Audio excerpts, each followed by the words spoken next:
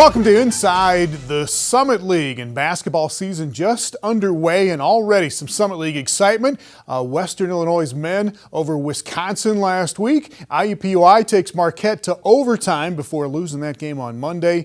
North Dakota State taking Illinois right down to the wire. The IUPUI women beat Marquette out of the Big East, and lots of hoops coming up later in the show. First though, men's soccer, and an incredible season continues now at the University of Denver. Well, Denver is still the only unbeaten team in the nation in Division I in men's soccer, following two more Pioneer victories in the Summit League Championships. Denver had a 4-0 win over Western Illinois in the semifinals. Oral Roberts had a 2-1 win over Omaha to get here to the final match on Saturday in Denver. And the keepers were keeping it clean in the first half on both sides. Ben LaCourse for Oral Roberts and Dan Jackson in net for Denver. And after a scoreless first half, Denver strikes early in the second half. Oral Roberts commits a foul just outside the box, and that sets up a Denver free kick from 27 yards out. Look at the perfect strike from Denver junior Karsten Hanlon. The fifth goal of the season for Hanlon. Pioneers go up 1-0 in the 48th minute of the match. And then about 20 minutes later, midway through the second half, Jackson starts it again for Denver. Chandler Crossweight picks it up about midfield, ahead to Alex Underwood, and Underwood with a beauty of a bender around LaCourse and in. Pioneers are up 2 goals with about 20 minutes to play. In the 83rd minute, sweet pass from Edgardo Mira to Matt Rogers, and Oral Roberts with a chance, but Jackson goes flat out to punch that away. Denver beats Oral Roberts 2-0. Pioneers win their third straight Summit League Men's Soccer Championship, and Dan Jackson is named the tournament most valuable player. They start pushing numbers forward in a little bit of desperation to try and get some goals to compete again. And I just had to stay sharp. I had to stay detailed, and you got to make one or two big saves to be able to win a game. He adds a sense of maturity to a very, very young back line. His calls are always clear, concise. And he's one of the leaders back there. He's very cool. He's very collected. So I think a lot of times people overlook him because he doesn't always have to make the saves, but tonight he made 2 very good ones. It feels great. It's wonderful. It's a great experience. The team did it. And it's awesome battling with these guys every single day. Feels great. I mean, this was goal number 2 for the season. The first one was the regular season, and this was the tournament championship. So it feels great. There's been a lot of hard work, a lot of sacrifice that the guys have had over the past 9 months, and we accomplished our second goal. A lot of credit to Oral Roberts. They frustrated us in the first half, but we stuck to the game plan. Came out, scored an early one in the second half. They had to come out a little bit, and then we got the other one. Maybe about 15, 20 minutes left to play. Well, with that win, Denver is now 15-0-3 on the year. They are the only team in Division I without a loss. And the Pioneers have also, amazingly, not allowed a goal in their last 7 matches. That is a span of more than 700 minutes of shutout soccer for Denver. So, Denver moving on to the NCAA tournament. They have earned the number 13 seed in the 48-team field, and that gets them a bye in the first round. And for the first time in program history, Denver will host a game in the NCAA tournament, and that will be on Sunday against the winner of a first-round game between SMU and Utah Valley.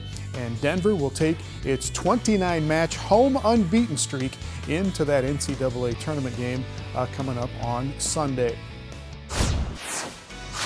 Well, Denver will be the top seed and the host in the Summit League Volleyball Championships this weekend. So who else has what it takes to knock them off on their home floor? We will preview the postseason field in volleyball coming up next. Inside the Summit League on Midco Sports Network is presented by Grand Falls Casino and Golf Resort, Dakota Land Honda, and South Dakota Corn. In its 4th decade, the Summit League continues its ascent through excellence in the classroom and success in the field of play. In cities big and small, at public and private universities, more than 120,000 students across 9 institutions reach for the summit. From academic All-Americans to NCAA champions and nationally ranked teams, Summit League student athletes achieve the pinnacle of success. The Summit League, where tomorrow's leaders reach the summit today.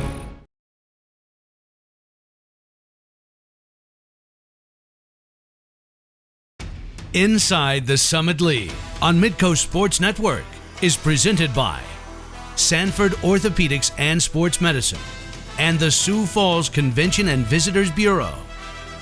Welcome back now to volleyball, and the Summit League tournament starts this Friday in Denver. The Pioneers are the #1 seed. Denver finishes the regular season on a 5-game win streak, and Denver wins the regular season championship with a 13-3 mark. Now, Omaha had a chance to tie Denver 13-3 if the Mavs could get past IUPUI in their final match of the regular season on Saturday, but the Jaguars put a stop to Omaha's 8-game win streak and win that match 3-1. So IUPUI and Omaha finish in a tie for second at 12-4 in the regular season. IUPUI beat Omaha twice though this year, so the Jaguars get the 2 seed in the tournament, and that gets them a first-round bye along with Denver. North Dakota State and South Dakota will play the first match of the tournament on Friday, and they split during the regular season, each team with a 3-0 win at home. Omaha and Oral Roberts in a quarterfinal match as well. Omaha beat Oral Roberts twice this year, 3-0 both times. And then in the semifinals on Saturday, Denver will get either the Bison or the Coyotes, and IUPUI will get either the Mavericks or the Golden Eagles, and the championship match is set for 2 o'clock Denver time on Sunday. You can watch it on either the Altitude Network or on ESPN3.com. Well, the volleyball postseason awards will be announced on Thursday. We'll have the players and the coach of the year revealed then. Here are the final 2 players of the week for the season in volleyball, including Olivia Hahn at Fort Wayne. She had a career-high 33 digs in a 5-set match against South Dakota, and she had 30 in a 4-set match against Omaha. And Hahn ends the regular season as the Summit League leader in total digs and in digs per set. The Offensive Player of the Week is a sophomore setter from South Dakota.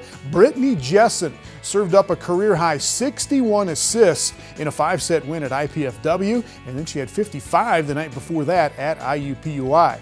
Jessen is second in the league in assists per set, and she and the Coyotes will continue their season this weekend in the Summit League Volleyball Championships.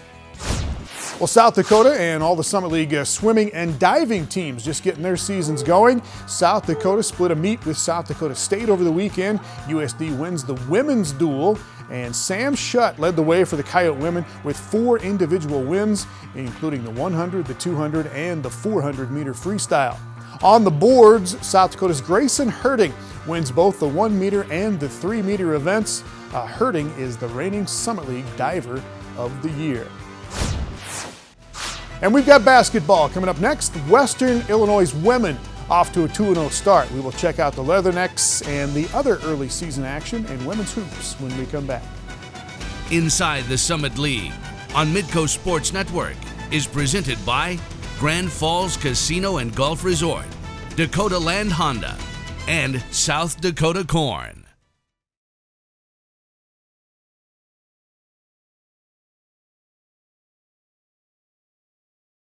Inside the Summit League on Midco Sports Network is presented by Sanford Orthopedics and Sports Medicine and the Sioux Falls Convention and Visitors Bureau.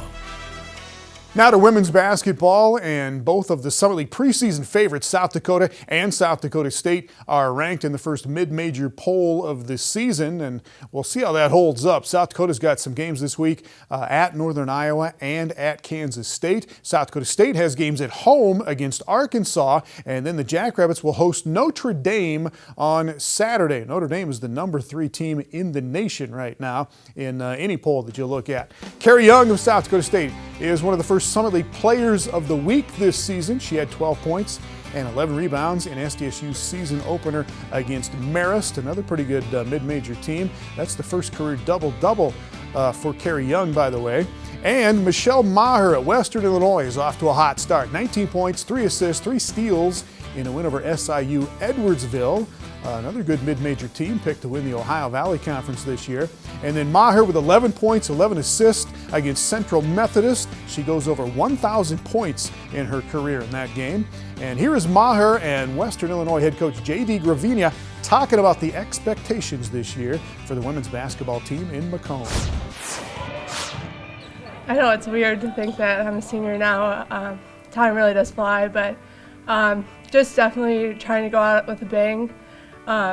Realizing how much hours you put into something makes you want to finish so really strong. We've got a great returning cast.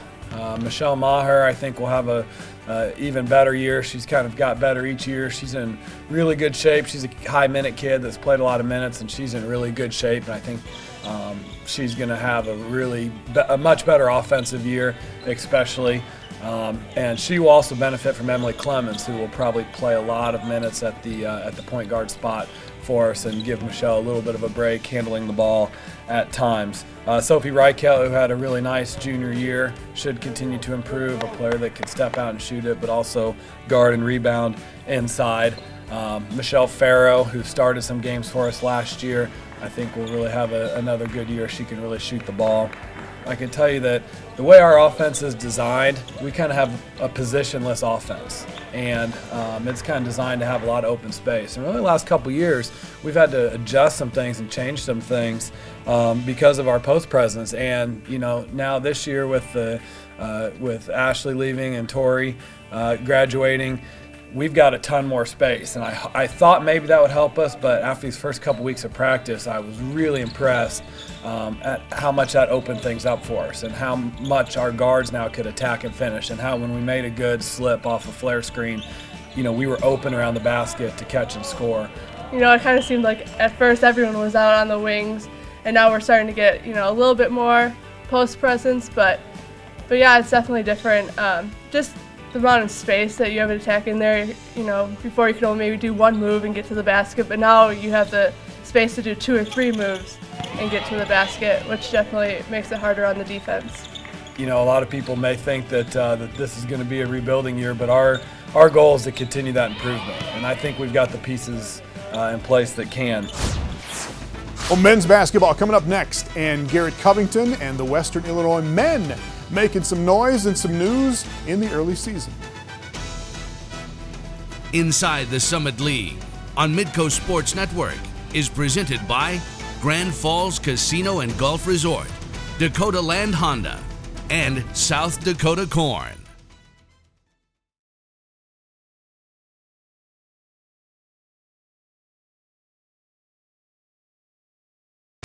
Inside the Summit League on Midco Sports Network is presented by Sanford Orthopedics and Sports Medicine and the Sioux Falls Convention and Visitors Bureau.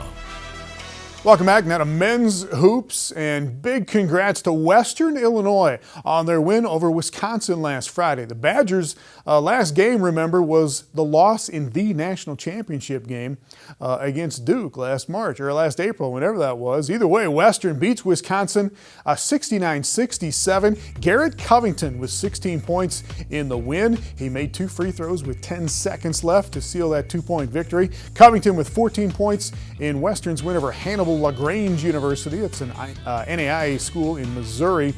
But Western Illinois is picked to finish last in the Summit League this year. Don't know about that. We'll see. But here are some thoughts from Covington and head coach Billy Wright on this year's Leathernecks team, followed by a look at the Denver Pioneers with Marcus Bird and head coach Joe Scott. Oh yeah, they're probably looking at us how we ended and not really looking towards maybe guys coming back stronger or better. I like to say the main thing for, I guess how teams probably look at us, they're looking at us like we're at the bottom, but they're probably looking like we need to watch out for them, because last year we really didn't get to show really what we were capable of because of all the injuries. I'm really excited about our potential. I think we have size, we have depth, we have athleticism, we have experience, so we have a lot of tools to work with.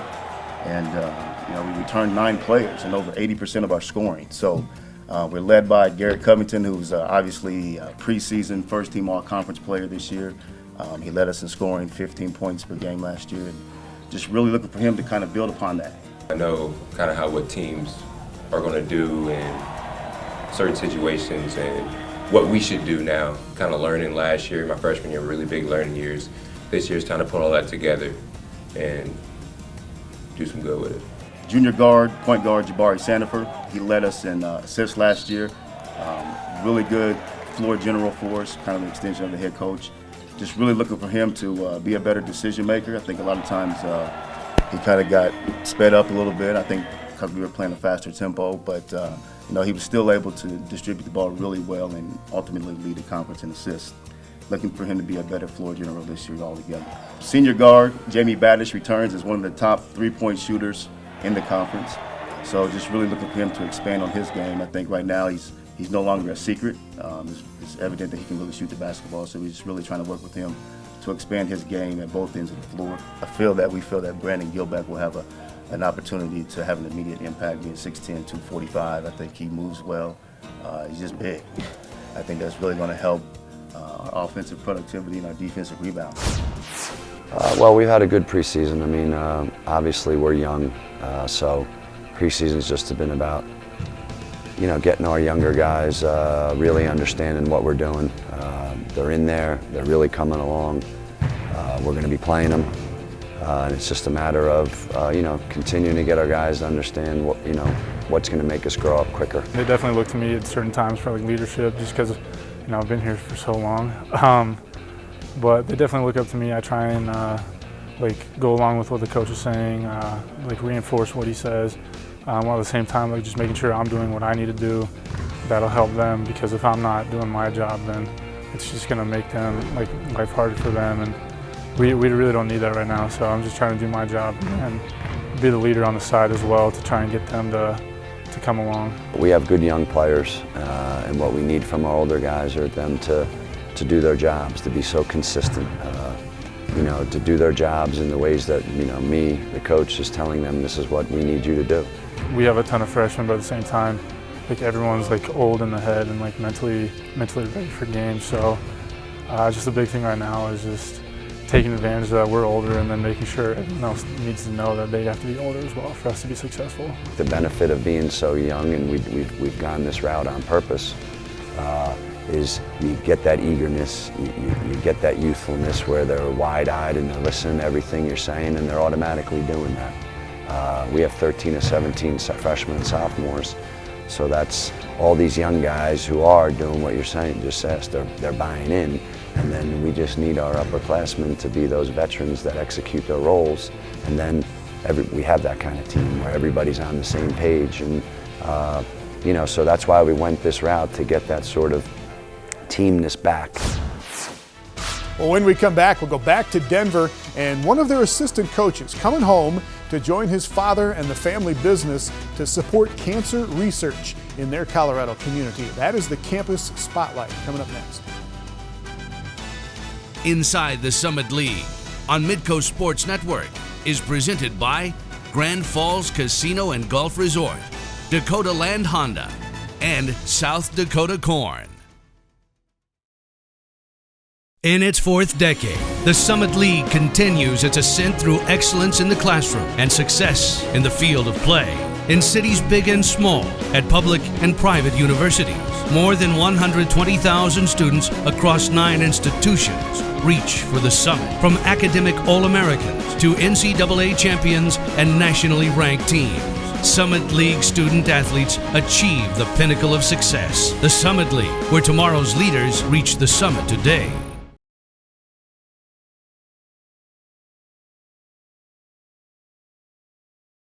Inside the Summit League on Midco Sports Network is presented by Sanford Orthopedics and Sports Medicine and the Sioux Falls Convention and Visitors Bureau. Welcome back. There is a lot of Summit stuff going on in Denver this week. You got the men's soccer team in the NCAA tournament. You got Denver hosting the Summit League Volleyball Championships. Basketball season starting. And in this week's Campus Spotlight, we meet a new assistant men's basketball coach at Denver who has had a lot going on since his homecoming to Colorado. Dan Fickey is new to the coaching staff at the University of Denver, but he's not new to the area. He grew up in Colorado and graduated from Regis Jesuit High School before his basketball career took him to other parts of the country. But now he's back, and just in time to help with the biggest day of the year for his family's business, Big Bill's Pizza's September 11th annual day of giving. We need to make sure nobody ever forgets 9/11, but we need to do it in a positive way. So the idea came up, is the way to honor all the victims of 9/11 is to make it a positive thing by donating and giving, helping other people. Everything on the menu at Big Bill's Pizza on the Day of Giving is free. The Fickey family just asks that you make a donation. The beginning, we gave it to a school in North Denver for abused kids. And then when Katrina hit, we split it between Katrina and the University of New Orleans. And then on 2007, my wife died. All the donations go to the Joanne B. Fickey Cancer Foundation.